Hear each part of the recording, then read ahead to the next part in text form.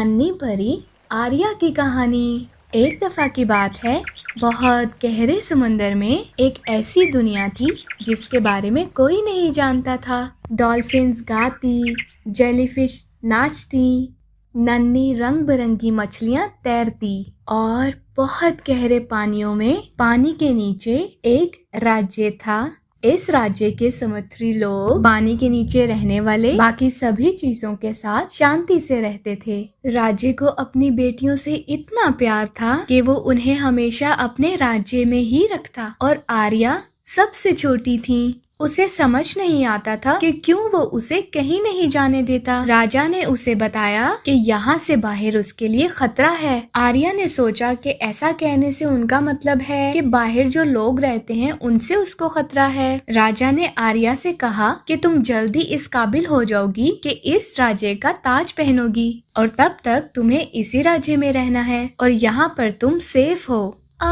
लेकिन मैं धरती पे रहने वाले लोग और जानवरों को जानना चाहती हूँ। धरती पे रहने वाले लोगों के दिलों में जल परियों के लिए कोई इज्जत नहीं है। वो हमारे समुद्र में कचरा फेंकते हैं और हम उन पर यकीन नहीं कर सकते। इसलिए तुम्हें अपने फादर पर यकीन रखना चाहिए। नन्ही जल परी आर्या ने सुना। उसने कई ज्यादा अपनी दादी की बात को सोचा। उसकी बेचैनी उतनी ही बढ़ती गई। मैं बस अपने बड़े होने का इंतजार नहीं कर सकती। धरती पे रहने वाले लोग उतने ही दयालु होंगे जितने के हम।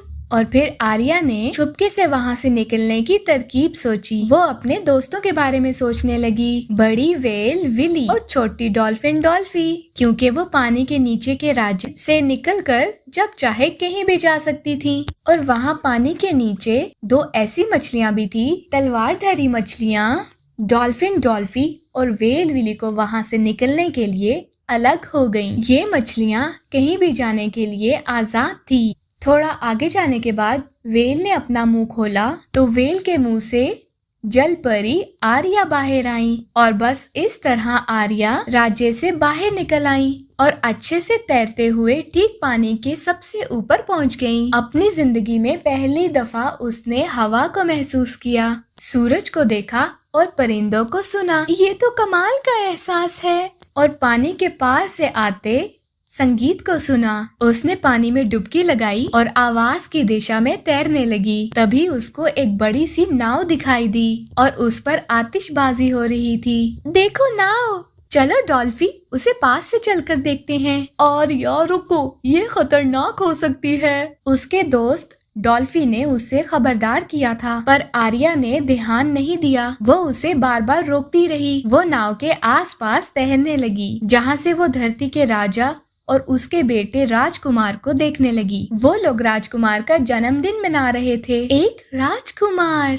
आर्या, हमें यहाँ नहीं होना चाहिए। वो सिपाही खतरनाक हो सकते हैं। हमें अब घर वापस चलना चाहिए। वो हमें देख सकते हैं। राजकुमार ने बांसुरी बजाई। उसकी आवाज कितनी प्यारी है। आर्या उस बांसुरी की धुन को सुनते सुनते कहीं खो गई थी और वो उसके साथ गाने लगी। राजकुमार ने उसकी आवाज सुनी और हैरान होकर चारों तरफ देखने लगा।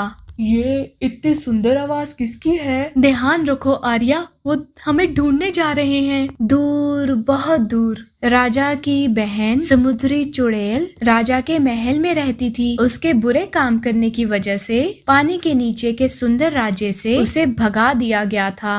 आखिरकार वो दिन आ गया है। राजा की बेटी और एक इंसान। मैंने कहा बिजली, तूफान और गरज के साथ भेजो। लहरों को भेजो नाव को पलटने के लिए, ताकि राजकुमार डूब जाए। समुद्री चुड़ैल के जादू की वजह से लहरों ने नाव को तोड़ना शुरू कर दिया। नहीं, नाव डूब रही है। हमें उनकी मदद करनी चाहिए। आर्या ने समुद्र के सतह डूबते जहाज के मलबे के नीचे से तैरते हुए नहरों में डुबकी लगाई। उसे राजकुमार की बांसुरी दिखाई दी। उसने उसे फौरन पकड़ लिया। फिर उसने रेतीले समुद्री फर्श पर राजकुमार को डूबते देखा। उसने उसका हाथ पकड़ लिया और जमीन की तरफ जितना तेज वो तैर सकती थी ले गई। आंखें खोलो, उठ जाओ प्लीज। राजकुमार ने धीरे से आंखें खोली और खुद को जिंदा देखकर हैरान रह गया। तुम जिंदा हो। वो अपने सामने एक सुंदर जल परी को देखकर हैरान रह गया। आर्या ने एक कुत्ते को भौंकते हुए सुना तो उसे एहसास हुआ कि वो धरती पर है। वो जल्दी से वापस समुद्र में कूद गई। राजा और उसके सिपाही राजकुमार को ढूंढते ढूंढते उसके पास पहुंचे। एक जल परी ने मुझे बचाया। मैं उसका चेहरा नहीं देख पाया, पर मुझे ऐसा लगा जैसे मैंने उसकी आवाज कहीं सुनी है। इसी दौरान इधर समुद्र में आर्या पानी के नीचे के राज्य में लौट कर आई। राजकुमार की बांसुरी अभी भी उसके पास थी। वो अभी भी खुद को ये सोचने से नहीं रोक पा रही थी कि वो कितना सुंदर था। उसके पिता उसे ढूंढ रहे थे। उन्होंने उसके हाथ में बांसुरी देखी तो वो समझ गए कि वो धरती से होकर आई है। मैंने तुम्हें खबरदार किया था आर्या, लेकिन तुमने उसे अनसुना किया और इस राज्य से बाहर गई। तुम्हें इंतजार करना चाहिए था। वो राजकुमार डूब जाता। क्या राजकुमार? तुम इस राज्य को छोड़ कर गई हो आर्या। तुम्हें मुझ पर यकीन रखना चाहिए था ताकि मैं तुम्हें खतरे से बचा सकूं। मैं तुम्हें बाहर जाने की इजाजत कभी नहीं देता। ये कहकर राजा वहां से चले गए। उन्हें फिक्र हो रही थी अपनी बेटी के दिल के बारे में। आर्या वापस आकर फिर से राजकुमार को देखने के फैसले पर डटी रही और इसीलिए उसने एक भयानक भूल कर दी और समुद्र के अंधेरे हिस्से में उस चुड़ैल को तलाश करने के लिए अपने राज्य को फिर से छोड़ा। वेका का 2 सिर वाला सांप चुड़ैल के समुद्री महल पर मौजूद था। उसने वेका को आते हुए देखा। वेका, राजा की बेटी आ रही है। राजा से बदला लेने का समय आ गया है। मुझे पता था ये होगा। उसका दिल जंगली ही है। उसे आने दो सांप।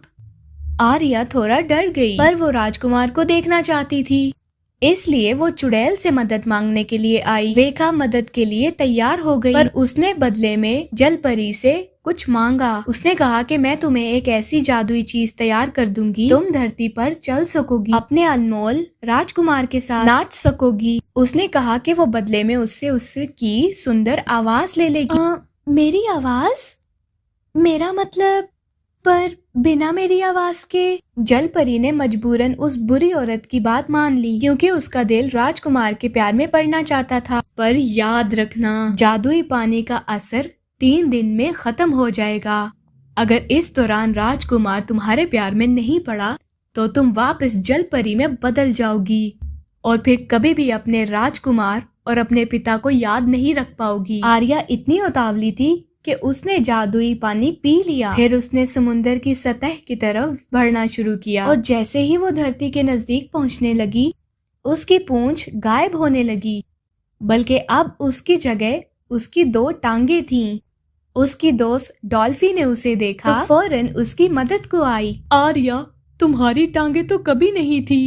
तुम्हें ध्यान रखने की जरूरत है। नन्ही जलपरी आर्या डॉल्फी की मदद से किसी तरह किनारे तक पहुंची। राजकुमार एडवर्ड वहां पहले से ही मौजूद था, उस लड़की की तलाश में जिसने उसकी जान बचाई थी। तुम जानी पहचानी लगती हो। क्या हम पहले एक दूसरे से मिले हैं? आर्या के पास आवाज नहीं थी, इसलिए उसने सिर्फ गर्दन हिला दी और राजकुमार को उसकी बांसुरी वापस की। हाँ, हम मिले हैं। तुम बिल्कुल वही लड़की हो जिसने मुझे डूबने से बचाया था और मैंने वो आवाज सुनी थी जब मैं वहाँ बांसुरी बजा रहा था। तुम्हारा नाम क्या है? आर्या ने बताने की कोशिश की। ओ, तुम बोल नहीं सकती? पर वो बोल नहीं सकती थी, इसलिए राजकुमार ने सोचा कि शायद वो कोई और लड़की होगी, क्योंकि उसे जो लड़की याद थी उसकी तो बहुत खूबसूरत आवाज थी। फिर भी वो इस बेकरार लड़की की मदद करना चाहता था। वो उसे अपने महल ले गया। राजकुमार के पिता उसकी शादी की तैयारी कर रहा था। आर्या ने दूर से देखा और उदास हो गई कि वो राजकुमार से शादी नहीं कर सकेगी। दिन गुजरते गए पर वो राजकुमार से बात नहीं कर पाई। आर्या जानती थी कि उस दवाई का असर जल्द ही खत्म हो जाएगा और वो जल्द ही अपनी सारी यादें खो देगी। आर्या सोचने लगी कि वो अपनी आवाज के बगैर कुछ नहीं कर पाएगी। और फिर तीसरा दिन आ पहुंचा। आर्या बहुत उदास थी, पर तभी कुछ ऐसा हुआ जिसकी उम्मीद भी नहीं थी। उसकी जल परी बहनें समुंदर से बाहर आईं और फिर उसकी दादी माँ। मेरी प्यारी पोती, हम तुम्हें बचाने और उस चुड़ैल का जादू तोड़ने आए हैं। तभी लहरें जोर से ऊपर को उठी और आर्या के पिता पानी से बाहर आए। आर्या, मेरी प्यारी बेटी, तुम उसी खतरे में चली गई जिससे मैं तुम्हें बचाने की कोशिश कर रहा था। पर अब तो मैंने तुम्हारी आवाज बचाई है। मैंने चुड़ैल का जादू तोड़ दिया है। अब तुम अपनी आवाज पा सकोगी और तुम हमें हमेशा याद रखोगी। समुंदर के राजा ने दादी की तरफ हाथ से इशारा किया और जादू टूट गया। आर्या को उसकी आवाज वापस मिल गई। मेरी आवाज। बहुत शुक्रिया मेरे परिवार वालों, मुझे तुमसे बहुत प्यार है। नहीं।